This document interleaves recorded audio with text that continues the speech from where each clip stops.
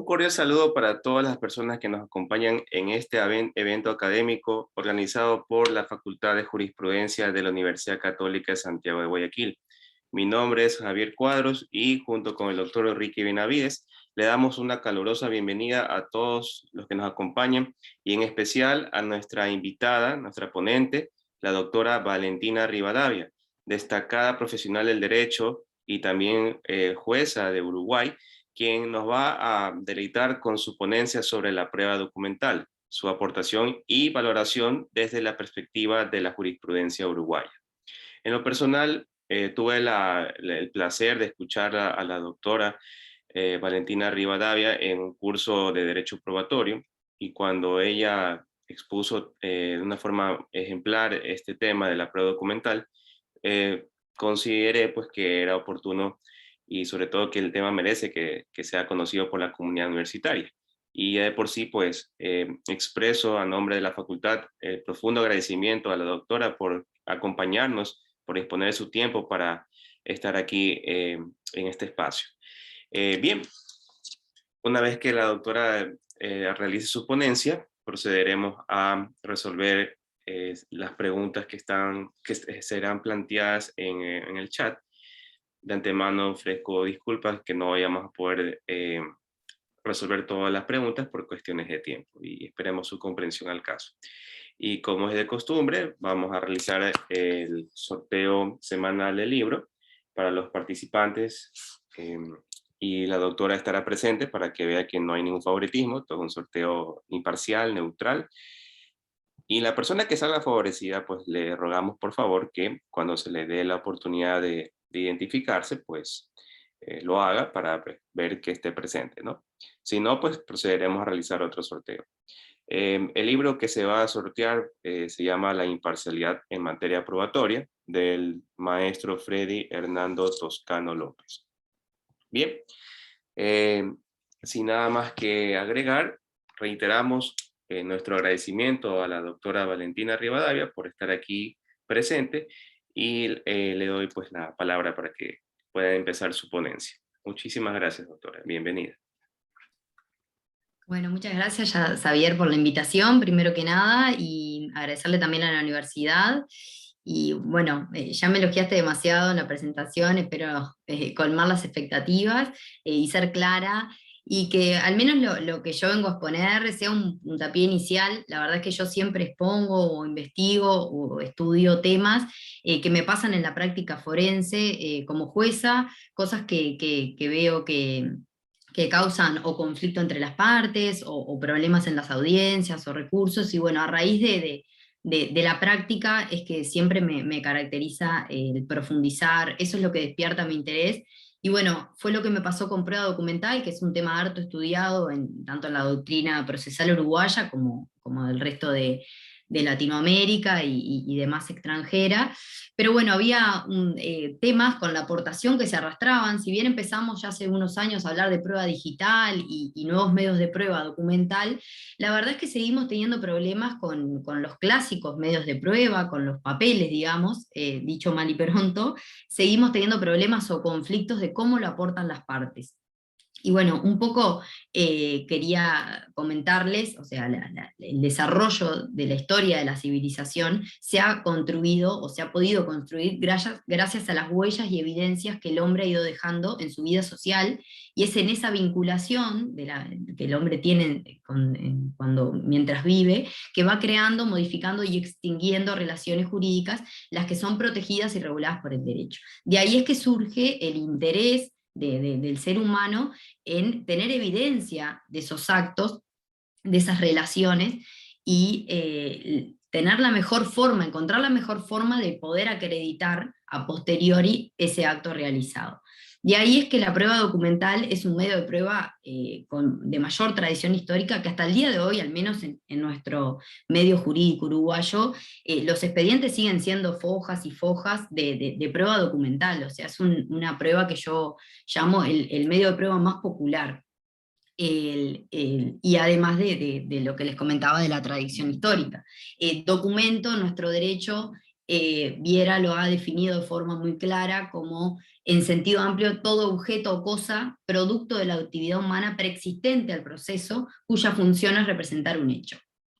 Es una definición doctrinaria, pero que también ha sido seguida por nuestro Código General del Proceso, que a lo largo de la charla lo llamaré CGP, donde básicamente los elementos que integran el concepto de documento es un objeto, es una cosa material, que tiene función de representar un hecho y que preexiste el proceso. Así como les comentaba, nuestro CGP define la prueba documental en su artículo 175 como, al hablar de admisibilidad de prueba documental, lo define de una forma amplia. Podrán presentarse toda clase de documentos, aunque no sean manuscritos, como ser fotografías, radiografías, mapas, diagramas, calcos, películas cinematográficas y otros similares, que es la expresión que nos deja la puerta abierta y da un concepto amplio de prueba documental. También allí, de allí extraemos en sí la definición de prueba documental, que consiste en la presentación de documentos al proceso y que va a consistir en todo objeto con aptitud representativa de un hecho. Esto no es menor, porque después vamos a ver a lo largo del desarrollo cómo esta amplitud conceptual incide en otras normas y nos ayuda a interpretar otras normas que de repente en jurisprudencia se han interpretado, a mi modo de ver, de forma más restrictiva. En cuanto a la clasificación de los documentos, no quiero aburrir con conceptos teóricos, pero es importante porque el legislador uruguayo, y por lo que tengo entendido el Ecuador también, se ha preocupado por reglamentar los mecanismos, las formalidades de creación, de tenencia y transmisión de los documentos. ¿Por qué? A efectos de regular también los grados de eficacia cognitiva que tiene cada documento. El derecho en general reglamenta qué prueba un documento y qué no, en qué condiciones lo prueba, tanto en el ámbito judicial como fuera de él, con el fin, obviamente, de brindar seguridad jurídica, que es en sí lo que busca nuestro derecho.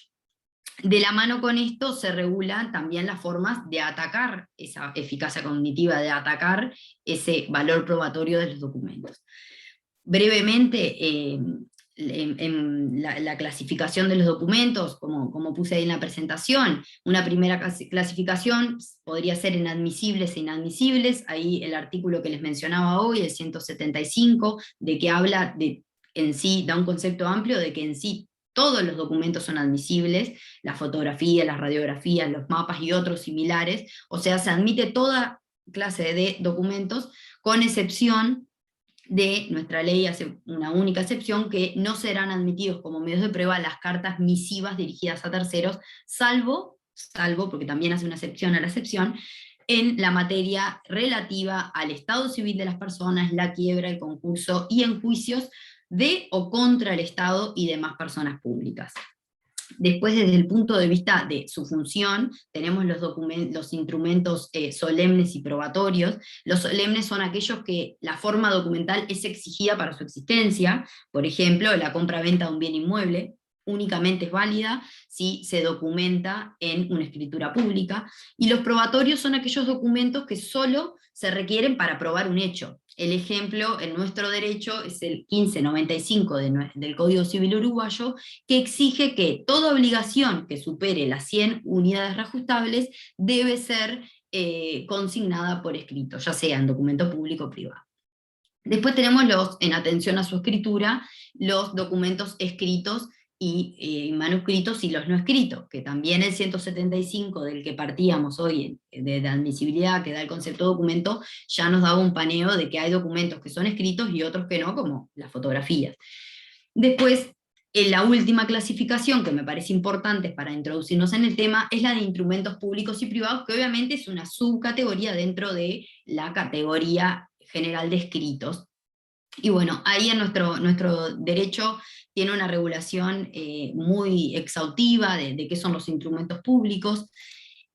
Habla de que son todos aquellos revestidos de un carácter oficial, que han sido redactados o extendidos por funcionarios competentes según las formalidades exigidas y dentro del límite de sus atribuciones. También establece que todo documento público es un título auténtico y como tal hace plena fe, o sea que al definir que es un instrumento público también ya nos habla de qué valor probatorio tiene y qué eficacia cognitiva tiene cuando se lo presentan, por ejemplo, en un juicio ante un juez, mientras no se demuestre lo contrario, obviamente, mediante tacha de falsedad, que es el procedimiento que en nuestra normativa tenemos para atacar el valor probatorio de un documento público. Solamente reviste de calidad de documento público aquel que ingresa en la noción legal y cumple con los requisitos exigidos.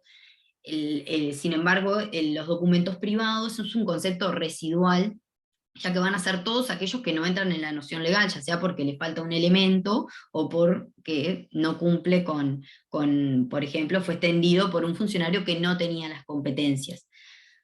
De ahí es que nos introducimos a la eficacia probatoria de los documentos, cuál es el valor, que es lo que a mí me interesaba hoy comentar con ustedes. Un poco ya les adelanté que los instrumentos públicos, que son como la vedette de la prueba documental, o sea, el que viene con una demanda, con un documento público que acredita un derecho, ya empieza ganando, digamos. ¿Por qué? Porque son auténticos per se, o sea, la ley los hace auténticos, se conoce el autor, se presume, o sea, es incólume su materialidad, se presume que no está adulterado, tiene fecha cierta, o sea, sabemos dónde se otorgó y cuándo, porque la doctrina ha entendido que la fecha cierta incluye también el lugar de otorgamiento, y todo ese valor probatorio lo tiene erga omnes, o sea, no solo frente a mi contraparte, sino frente a todos los terceros. Y después, respecto al contenido expositivo y enunciativo, directamente vinculado, también hace plena fe la escritura pública. Sin embargo, los instrumentos privados no son auténticos por se, no tienen per se, no tienen fecha cierta por el solo hecho de haberse otorgado, ni respecto de la contraparte ni respecto de terceros, y su contenido dispositivo e enunciativo es igual al instrumento público. El instrumento privado, como vamos a ver, sí tiene la posibilidad de ser autenticado mediante las vías que la ley establece. Ahí se me trancó la presentación. Ahí lo que les decía de la autenticación, creo que en el sistema de ustedes es similar, tenemos la certificación notarial de firmas, el reconocimiento de firmas, presento un documento privado que firmé con mi contraparte y lo intimo al reconocimiento, a que diga, bueno, diga usted si esta es su firma. Y por cumplimiento de la presunción de autenticidad. Presento un documento que celebré con mi contraparte, la contraparte no lo desconoce, por tanto se transforma en auténtico. Nuestro sistema legal, digamos, nuestro legislador ha optado por un sistema tasado o tarifado de valoración para los documentos, donde el poder de convicción de los documentos ya no queda enteramente librado al juez, sino que lo determina la ley. Dice, bueno, tal documento va a tener tal valor probatorio, va a servir para tal cosa y tal no. Hay ciertas notas o atributos de valor que son establecidos de antemano, imponiéndose por tanto a los sujetos, tanto en el ámbito procesal como fuera de él, desconocer o atacar a efectos de que ese documento no tenga el valor. Por ejemplo, hay un documento público que per se es auténtico, y yo sé que hay una falsificación, que yo no firmé ese contenido, sino que a posteriori fue falsificado, ahí tengo que utilizar las vías impugnativas que el propio legislador me establece para poder atacar ese documento. ¿Cuándo es la oportunidad de aportación de los documentos en nuestro proceso? La oportunidad del principio general es que con los actos de proposición. Ya sabemos que la prueba documental, en principio, es la prueba que acompaña la demanda y la contestación, o sea, es la prueba que sustenta el derecho generalmente, que viene a presentar la parte. ¿Qué pasa? Hay excepciones, como, bueno, puedo agregar, estoy iniciando un proceso de desalojo por mal pagador y inicio una diligencia preparatoria, o sea, previa al proceso, de intimación de pago. Por tanto, el contrato, lo que funda mi legitimación activa en ese proceso, ya lo agregué previamente al contrato. También puede pasar que yo agregue prueba documental porque suscitó o pasó un hecho nuevo. Está en trámite un proceso y bueno, a posteriori firmo un contrato con mi contraparte que modifica el derecho que está en juego, o prueba de oficio y demás. Pero el principio general siempre es la aportación de la prueba documental con los actos de proposición. ¿Por qué? Y bueno, es como una exigencia que moraliza el proceso, porque las partes quedan obligadas a poner las cartas sobre la mesa desde el comienzo. Por eso es que los jueces tenemos que ser muy exhaustivos al analizar prueba superviniente o cualquier prueba documental. En general, en nuestro medio los jueces somos muy celosos de la aportación de prueba documental a posteriori, porque, bueno, es una forma de no ser leal con la contraparte, de alguna forma limitar el derecho de defensa de la contraparte, cuando mi deber era, bueno, cuando presento la demanda, cuando contesto, aportar toda la prueba documental. En cuanto a la forma, fui un poquito rápido porque me interesaba llegar a la forma en que se aportan estos documentos al proceso. La realidad es que yo cuando hice facultad o hasta el día de hoy en las jornadas de derecho procesal, la doctrina suele sostener como una verdad absoluta que la forma de aportación es la que regula el 72, que es verdad, los jueces cuando les presentan una demanda hacen un control liminar de esa demanda y una de las primeras cosas que van a ver es, bueno, vamos a ver cómo agregó esta prueba. Y en la audiencia preliminar, cuando se estudia, bueno, qué prueba fue aportada, si se hace lugar a esa prueba o no, el 72 es un artículo estelar. ¿Qué dice el 72.1? Que los documentos que se incorporen al expediente podrán presentarse en su original o facsímil con autenticación de su fidelidad con el original por escribano o funcionario público si legalmente correspondiere. Solo en caso de duda, el tribunal podrá solicitar de oficio o a pedido de parte la agregación del original.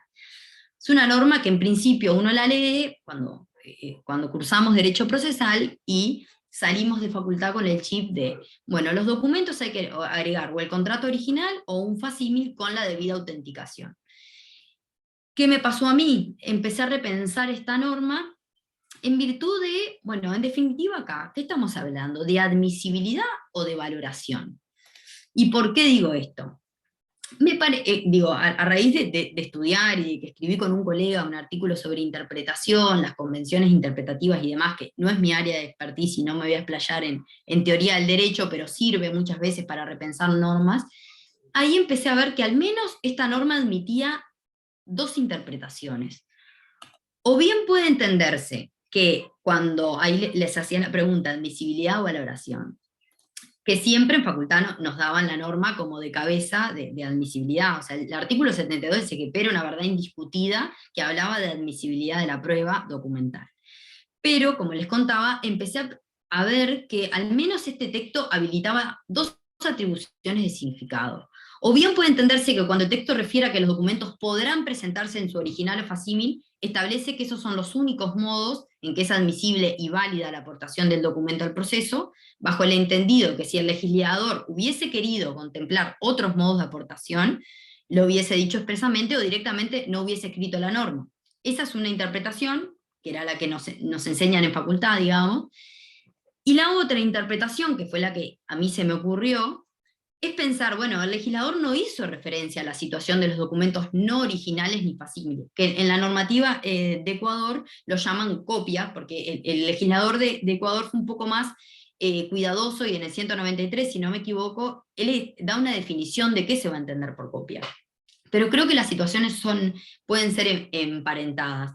Bueno, ¿qué pasa? El legislador no hizo referencia a qué pasa con las copias simples, contempló la aportación de esos documentos no originales ni facsímiles como permitido al no referir a ello expresamente, bajo el entendido de que existe una regla general que establece que lo no normado está permitido. En este caso estaríamos hasta un supuesto no regulado. O sea, el legislador expresamente no estableció qué pasa con los originales ni facsímiles. Y además yo les agrego, como les decía al principio de la charla, que a mí me interesa estudiar las cosas desde la práctica, En el 90% de los procesos hay documentos claves que se agregan en copia. ¿Por qué? Porque la parte no pudo acceder perdió el original, quedó con una copia, por un montón de cuestiones. ¿Qué pasa? Y ahí empieza a abrirse la jurisprudencia en dos grandes posturas, donde hay jueces que, bueno, son muy estrictos y esa prueba la desglosan, y muchas veces la parte termina perdiendo un juicio porque esa prueba que era fundamental queda excluida del proceso, porque interpretan, bueno, tienen la interpretación, toman el camino de la interpretación, que yo acá en la presentación llamé a, bueno, la única forma de agregar es original o fácil. Si esto no es posible, tuve estas dos interpretaciones, me puse a buscar en jurisprudencia y digo, bueno, vamos a ver qué dice la jurisprudencia. Y la realidad es que también se encuentran dos posturas que que vamos a llamar la interpretación A y la interpretación B, básicamente que resumidas, ahora vamos a ver más jurisprudencia, pero la primera postura que entiende que el único modo de presentar prueba documental en el marco del proceso judicial es mediante la agregación del documento en original o facímil. Si el documento no es original o facímil, entonces no es admisible. O sea, esa postura entiende que el 72 habla de admisibilidad. Por otro lado, hay otra parte de la jurisprudencia que entiende, no hay norma alguna que prohíba la presentación, o sea, no estamos ante prueba prohibida, por tanto, si ello genera agravio a la contraparte, se debe impugnar la agregación, no es prueba prohibida por regla de derecho, sino que es un medio apto. Será otra cosa, habrá que valorarlo distinto, pero es un medio apto porque no contraviene, bueno, ustedes ya tuvieron una charla sobre prueba ilícita, pero no contraviene derechos fundamentales, esto es una prueba distinta que se va a regir por otras, obviamente no va a tener la eficacia probatoria del documento público. Bueno, el juez lo tendrá que interpretar, tendrá que analizar su valor probatorio en el conjunto de pruebas, pero no es un documento que sea inadmisible, porque el legislador no lo dijo expresamente. Espero que no se me note mucho que soy más bien fan de la interpretación B, pero bueno, fue un poco la construcción que hice de este artículo, ya les digo, en virtud de que lo empecé a aplicar en la práctica de los expedientes judiciales. Acá les pongo algunas sentencias que han analizado el tema. Por ejemplo, una primera sentencia que habla de la interpretación A, que dice que el documento que acredita el pago de la obligación principal debe aportar convicción sólida y fehaciente al decisor dentro del balance global de la prueba, y de la carga que incumbe al actor probar la veracidad de los dichos que afirma. La idea es que el instrumento posea tal nivel de seriedad que la cancelación de la cancelación de hipoteca. Y si este instrumento no tuviera la seriedad suficiente, podría ameritar el rechazo de la solicitud respectiva. A efectos de acreditar el pago, la demandante solo puede presentar una fotocopia de un facímil referente a una carta de liberación, que figura firmada por el codemandado, cuyo original de recaudo liberador o que acredita el pago de la obligación principal no se acreditó en obrados. Entonces, ¿qué entiende el tribunal? Pero faltó del documento original, el poder cognitivo se compromete. O sea, eh, porque no está el original, el poder cognitivo de lo que prueba se compromete. O sea, hace oídos sordos, digamos, al resto de la prueba que obraba en esos autos. Y no es suficiente alegar como excusa que el original no se pudo tener porque estaba en posesión del fallecido escribano, dato que por otra parte no está demostrado. Tampoco tiene fecha cierta el supuesto documento liberatorio. Lo que hace, no tiene fecha cierta, obviamente, porque eso no es un instrumento público, lo que hace que ella sea recién considerable a la época de promoción de la demanda, que se presentó tal fecha. En el criterio del tribunal no se aprobó el pago alegado con la suficiencia y seriedad que corresponde, careciendo el documento de foja tanto de valor demostrativo suficiente. O sea, le quita total valor probatorio a la prueba documental que acreditaba la cancelación del pago de la hipoteca, en virtud de que no es un documento original. Acá les pongo una sentencia más reciente, porque esa anterior, si ven, es de un tribunal civil del 2019, Y acá les pongo otra de este año, que simplemente es una sentencia muy corta, yo les pongo lo más importante, que los documentos de foja tanto y tanto son fotocopia simple, no cumpliendo los requisitos del artículo 72 del CGP, no existiendo certeza de su autoría. Tratándose de copia simple, entiende el tribunal que carece de eficacia probatoria, sin perjuicio de que no surge de ninguno de los documentos los días y horarios de trabajo. Bueno, en apoyo de esta tesis parecen ponderarse razones de carácter epistémico que dotarían a esos medios de prueba de mayores niveles de fidelidad, o sea, los instrumentos públicos, las copias certificadas, tendrían mayor nivel de fidelidad. El problema es que esta conclusión solo es correcta en términos relacionales, o sea, si solo tomamos el artículo 72 aislado, porque nuestro CGP tiene otras normas que en las que regula la prueba documental, no es la única. Entonces estas posturas parecerían tomar como única norma el artículo 72. La desestimación del medio de prueba no dependerá únicamente de si cumple con lo establecido en el artículo 62, sino que también estará condicionada por la postura procesal que adopte la contraparte. Vieron que siempre se hace mención a, bueno, hay que ver qué pasa con la contraparte, si se opone, no se opone a la agregación de esa postura. De todas formas, en esta última sentencia parece que el tribunal ni consideró si la contraparte se opuso o no se opuso a esa agregación. De motus propio, le quitó valor probatorio a esos documentos por ser fotocopia simple. Por tanto, podríamos concluir de esta primera interpretación A, de que hay como una especie de convención interpretativa que predomina en algunos tribunales, entre los operadores del derecho también, porque entre abogados también, que se ha decidido mayoritariamente atribuir el significado al artículo 72.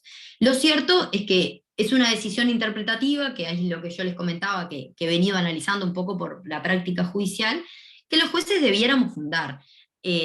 Yo me parece que cada uno es libre de adoptar la postura que considera, pero ya sea adoptemos una u otra postura, lo que sí me parece un poco criticable de esta sentencia es que no se hace una verdadera fundamentación de por qué interpreto o tengo la interpretación A. Simplemente se establece que el artículo 72 establece tal cosa y por tanto estos documentos deben ser desglosados del expediente o le quitan total valor probatorio. Pero bueno, un poco de crítica y mea culpa también, ¿no? La crítica me incluye a nuestros jueces de la falta de argumentación de las opciones interpretativas que tomamos los jueces. Entendible, porque bueno, no en todas las materias, no en todos los juzgados, los jueces tendrán todo el tiempo que desean para argumentar sus sentencias, nadie quita la relevancia de la tarea ni la dificultad, pero sí creo que los jueces tenemos que encaminarnos a ir hacia una mayor argumentación de las interpretaciones que tomamos. Muchas veces los decretos se limitan a decir en aplicación del artículo tanto, y bueno, y de repente hay que repensar los significados de las interpretaciones de esos artículos. En cuanto a la interpretación B, acá les puse otra sentencia también que refiere a, yo después igual les mando la presentación, no se preocupen, que también es del 2020, es bastante reciente, que va por el mismo camino de la interpretación A. Después, en la interpretación B encontré alguna sentencia, esta es un poco antigua, del 2017, que dicen, no hay norma alguna que prohíba la presentación de recaudos sin autenticar, y ante esa situación que la agraviaba, lo que debió hacer el demandado, y no lo hizo, fue impugnar a la agregación de la documentación. Vieron que ahí ya se hace referencia, bueno, en definitiva, ¿qué actitud tomó la contraparte?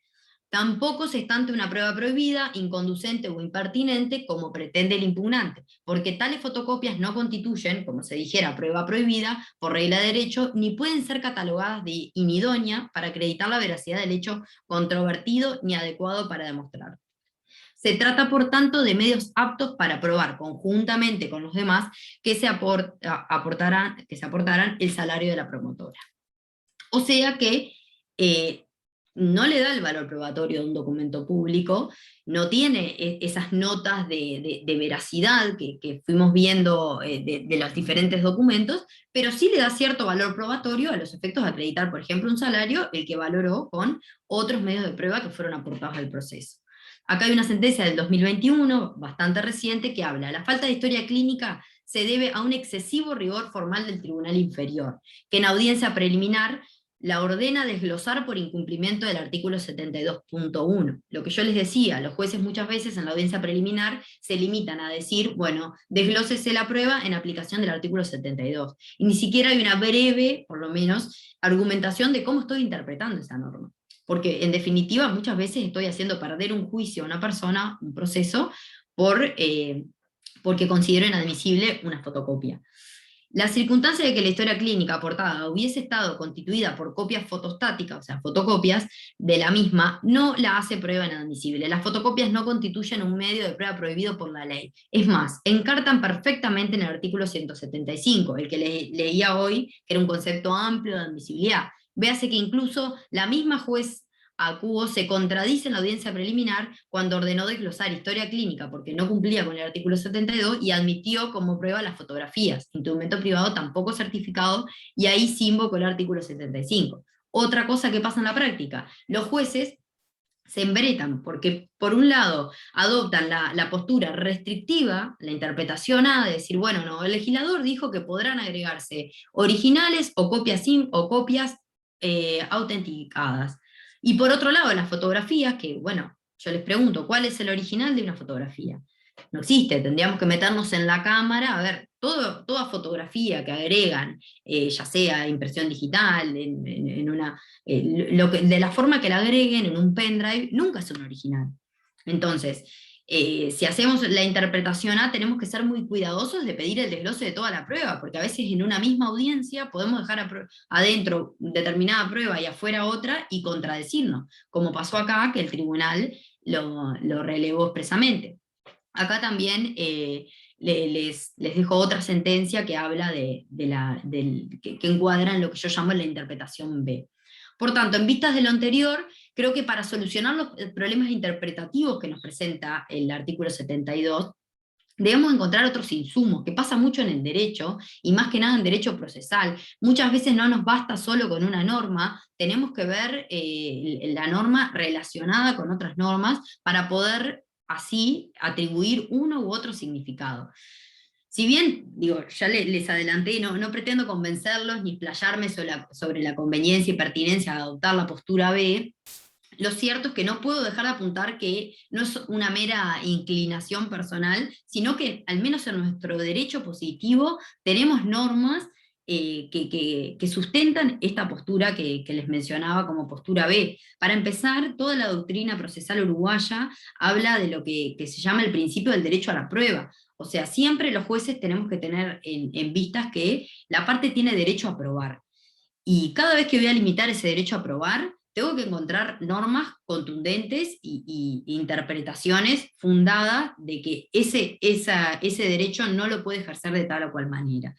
Nosotros tenemos una norma que es el artículo 14 del CGP, que da un principio rector epistémico de cómo interpretar la norma procesal, y dice que impone al tribunal el deber de tener en cuenta que el fin del proceso es la efectividad de los derechos sustanciales, y que en caso de duda se deberá recurrir a las normas generales, teniendo presente los principios generales del derecho y especiales del proceso, y la necesidad de preservar las garantías constitucionales del debido proceso y de la defensa en el mismo. Por tanto, lo que yo les decía, el derecho a probar, que es un principio general que rige el derecho procesal, es un principio que debemos tener presente a la hora de interpretar este artículo 72.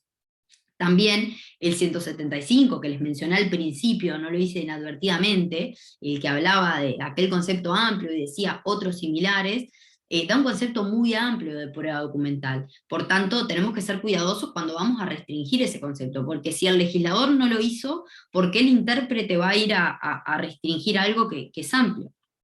Todo ello, sumado a la concepción que se tome del descubrimiento de la verdad como objeto institucional prioritario del proceso, habilita, entiendo yo, a concluir que el sistema contiene una predisposición normativa de apertura a todo medio de prueba, más allá de la forma que estos puedan tener.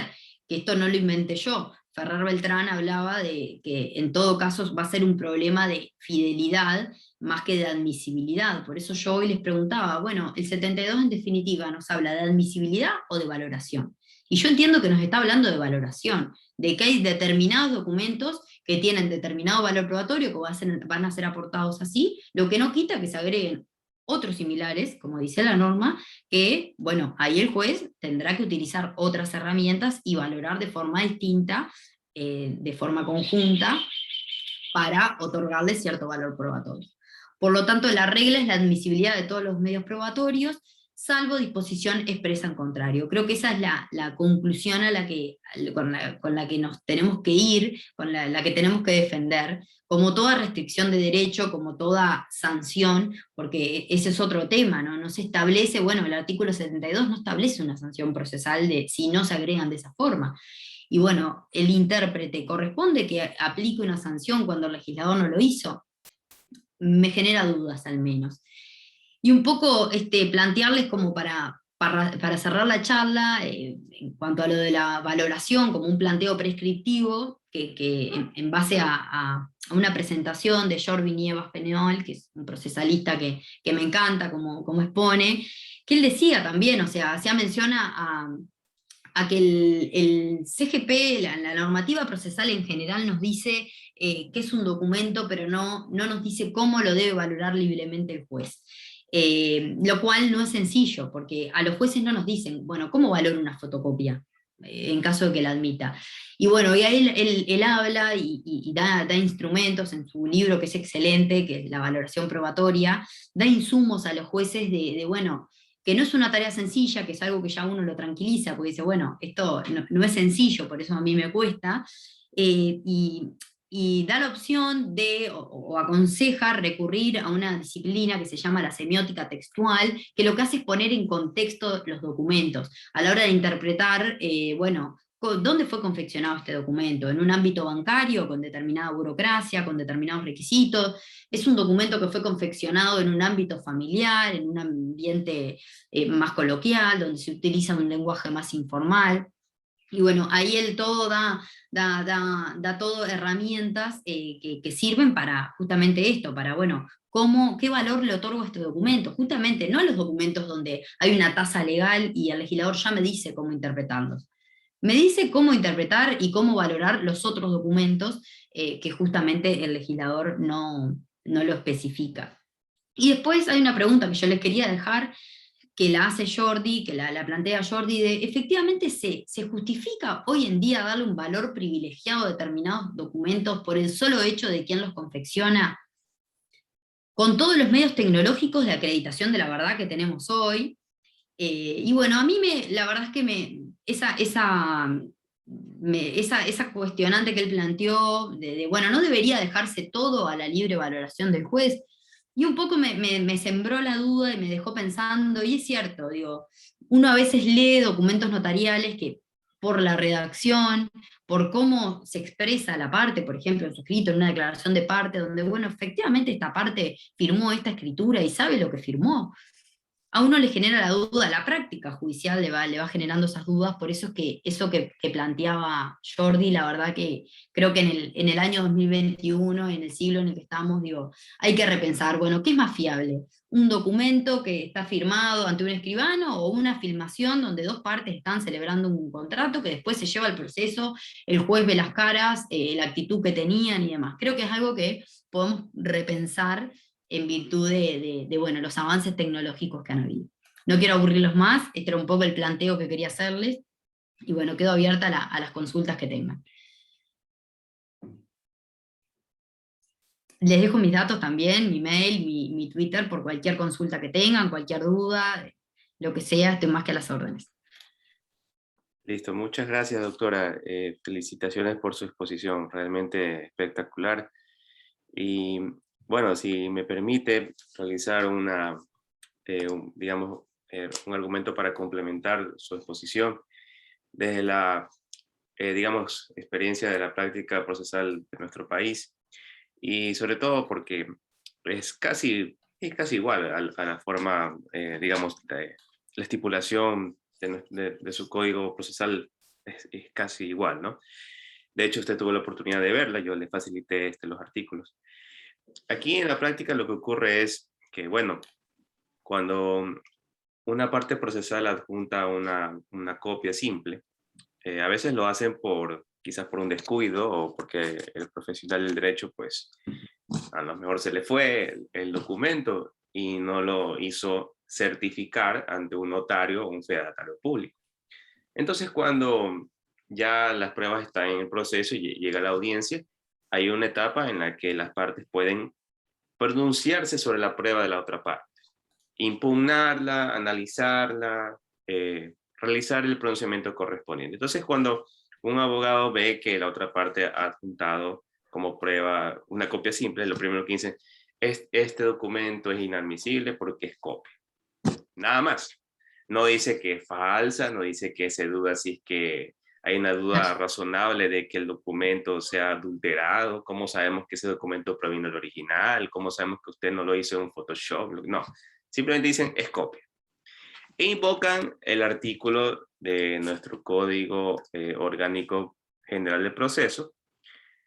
Le voy a decir exactamente cuál es el 194, que establece pues que efectivamente los documentos públicos o privados se presentarán en originales o en copias, y después establece el artículo: se considerarán copias las reproducciones del original, debidamente certificadas, que se realicen por cualquier sistema. Bueno, pero realmente, como usted bien apuntaba, el legislador no ha contemplado, bueno, ¿y qué pasa cuando sí se presenta en copias sin haberse hecho esa certificación? ¿Qué implicaría? ¿Implicaría una inadmisión o implicaría que el juez no debe valorar? Porque una cosa es que se admita o inadmita una prueba y otra cosa muy distinta es que esté para su valoración, porque para valorarla tuvo que haber sido admitida, si no, no puedo valorarla. Entonces, bueno, el juez, cuando ve una copia simple sin certificar, dice, bueno, realmente la rechazo esta prueba, o sea, no la admito porque eh, dice, por ejemplo, no reúne los requisitos del artículo 160 de nuestro código. ¿Y qué es lo que establece nuestro código? Pues que la prueba tiene que ser pertinente, tiene que ser útil, tiene que ser conducente, o sea, debe tener conducencia, y bueno, esos son básicamente los requisitos. Entonces, cuando yo escuché su ponencia el otro día, y por esa razón es que estamos aquí presentes, me puse a analizar y bueno, vamos viendo parte por parte. Esa copia simple, bueno, realmente es pertinente, sí, porque me invento, ese documento es la prueba que demuestra el despido intempestivo. Un trabajador reclama una indemnización porque fue despedido, y esa prueba es la que demuestra que ese documento demuestra que fue despedido. Entonces, obviamente, tiene pertinencia. Que es útil, sí, porque efectivamente el contenido permite se lo pueda valorar. ¿Es conducente? Pues bueno, la conducencia, según nuestro código, dice que es la aptitud del contenido intrínseco de la prueba. Obviamente, haciendo el análisis y aplicando la técnica de la semiótica textual, como establece el maestro Jordi Nieva en su libro La valoración de la prueba, pues efectivamente podemos ver que ese documento permite al juez asimilar la prueba documental o ese documento en copia simple demuestra que en efecto el trabajador fue despedido, lo que justo se está discutiendo.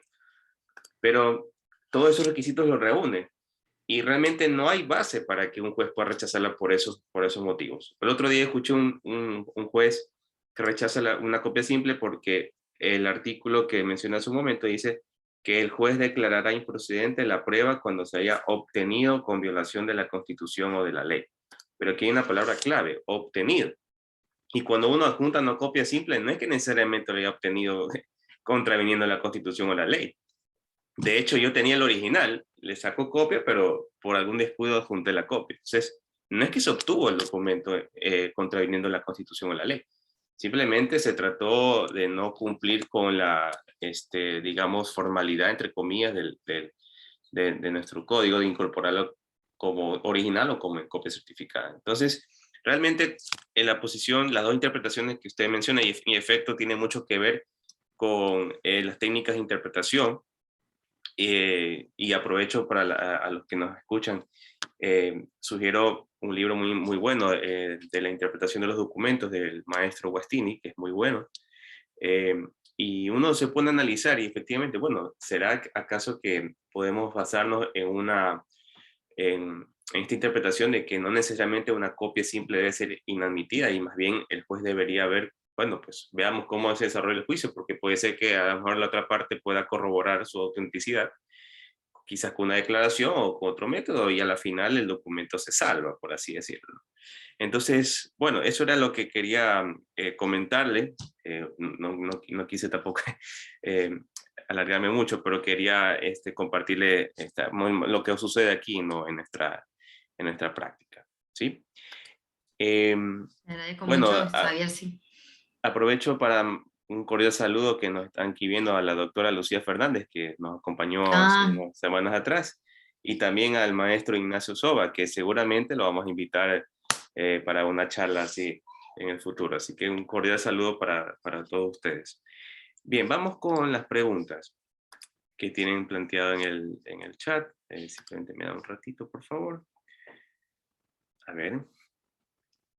Bueno, tenemos la las que pregunta. espero poder responder, ¿no? Miren que ya le Claro. dije a Xavier. A ver, bueno, María Emma Méndez, quien es mi estudiante, me pregunta lo siguiente. Doctora, ¿cree usted que esta primera interpretación sobre la inadmisión de la prueba documental de copias simples afectaría el fin último del derecho, que es la justicia, porque elimina totalmente su valor probatorio y no permite que el juez realice el ejercicio en base a su sana crítica y verdad procesal? Claro, es un poco lo que yo les comentaba medio al terminar la charla de por qué mi inclinación por la interpretación B, porque en definitiva, en nuestro derecho además tenemos la fortuna de ese bendito artículo 14 que impone al tribunal el deber de tener presente cuando interpreta la norma procesal de que el fin último del proceso es la efectivización de los derechos sustanciales.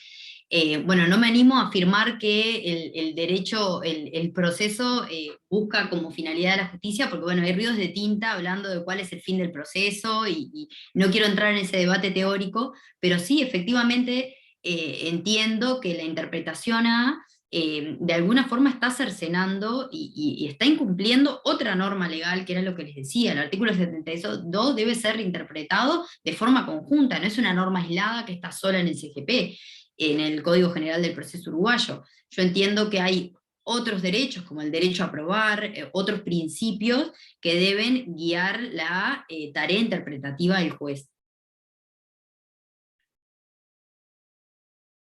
Bien, vamos con la otra pregunta. A ver, pregunta José Javier Villamarín. Dice, buenas tardes colegas y doctora Rivadavia. Me permito formular la siguiente pregunta.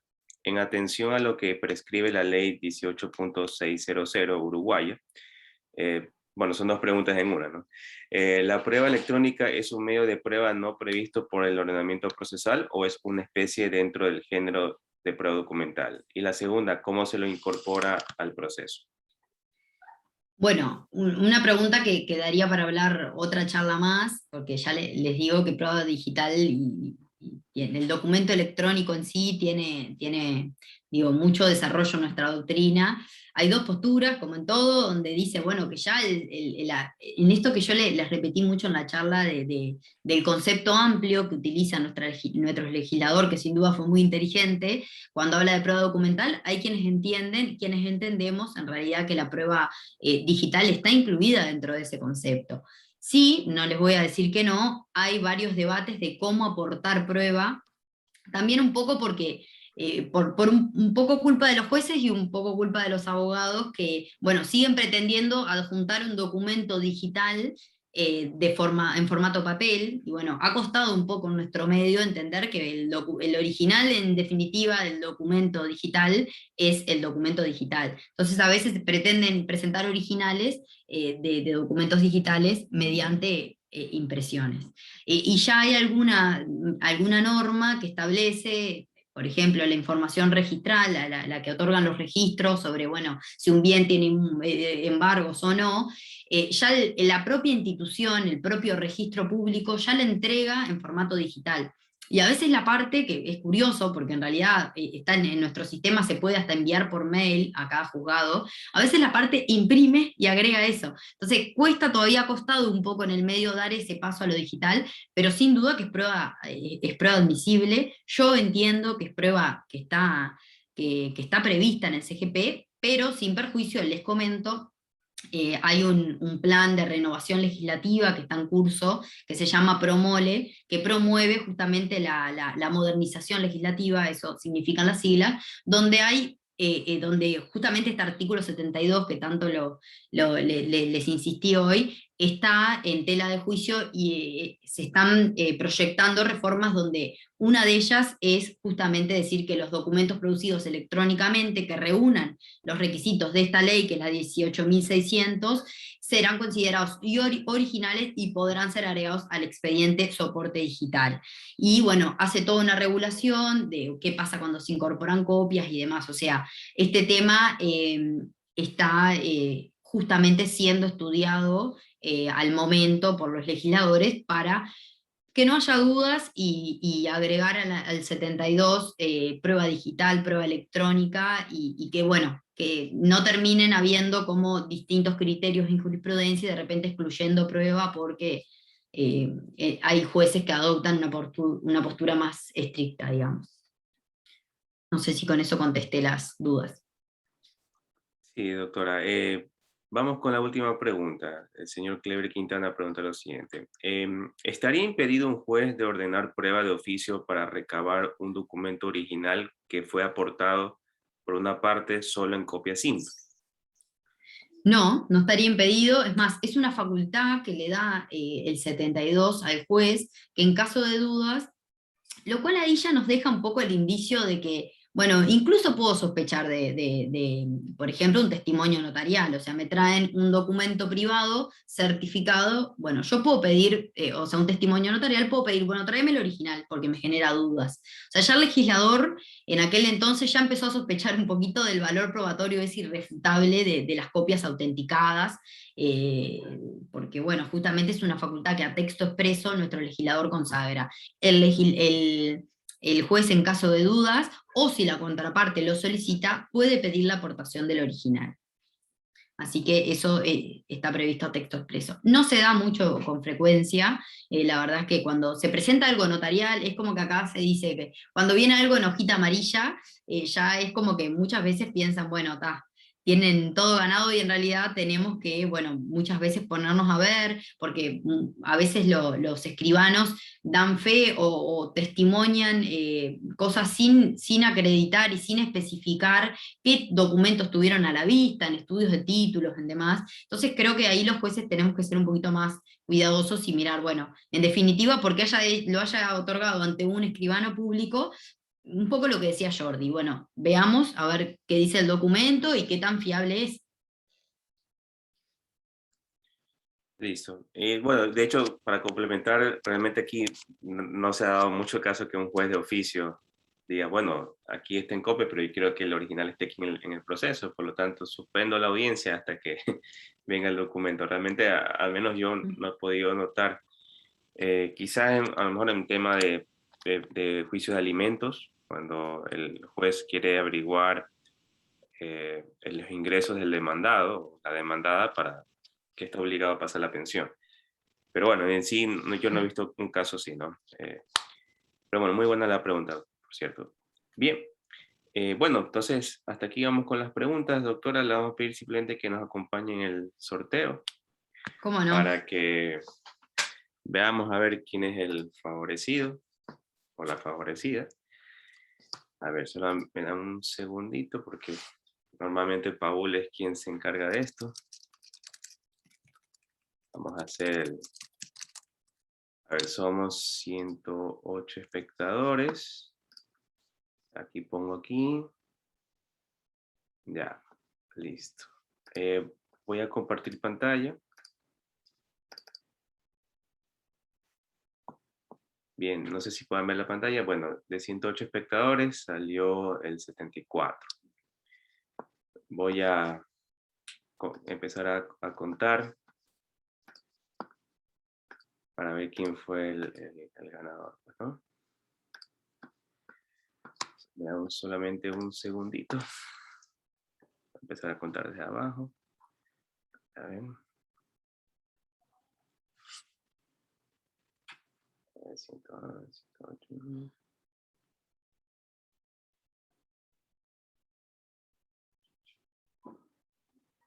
Si el programa pudiera tener un número por cada asistente sería increíble.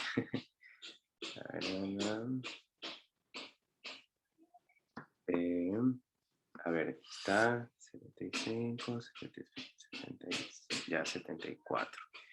María de Los Ángeles. No está el apellido. María de Los Ángeles. Voy a habilitar el micrófono, permitir hablar. María de Los Ángeles, por favor. Para ver si te encuentras presente y puedes hacerte acreedora del libro. Presente. Hola, María de Los Ángeles. Buenas tardes. Sí, aquí presente. María No de te Los podemos Ángeles. ver. No te podemos ver, pero ¿estás ahí? ¿Cuál es el apellido? María de Los Ángeles Valdivieso. Buenas tardes. Ah, María de Los Ángeles Valdivieso. Qué bien.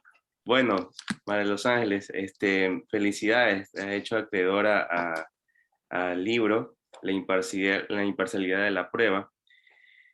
Ya te indico exactamente la imparcialidad en materia probatoria del maestro Freddy Hernando Toscano. Felicidades por el libro. Vamos a contactarnos contigo por correo para organizar la entrega del libro, ¿sí? Felicidades. Muchísimas gracias y éxitos y gracias por excelente ponencia también a la doctora. Gracias. Felicitaciones, muchas gracias. Listo, bien. Entonces, hemos culminado. Doctora, no sé si quiere decir algo antes de terminar. Agradecerles por la atención, espero no haberlos aburrido, que es lo único que pretendo cuando expongo. Y nada, bueno, a las órdenes y esperarlos por Uruguay. Esperemos que empiecen los congresos otra vez y poder vernos personalmente. Extraña. Sí, también esperamos lo mismo.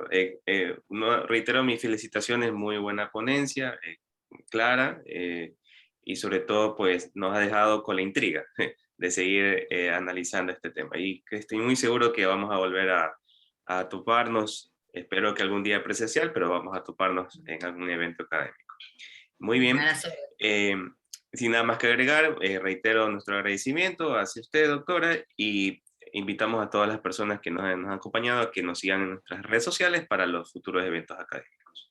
Muchísimas gracias y que tengan buenas tardes, y allá en Uruguay que tengan buenas noches. Pasen bien. Chao, chao.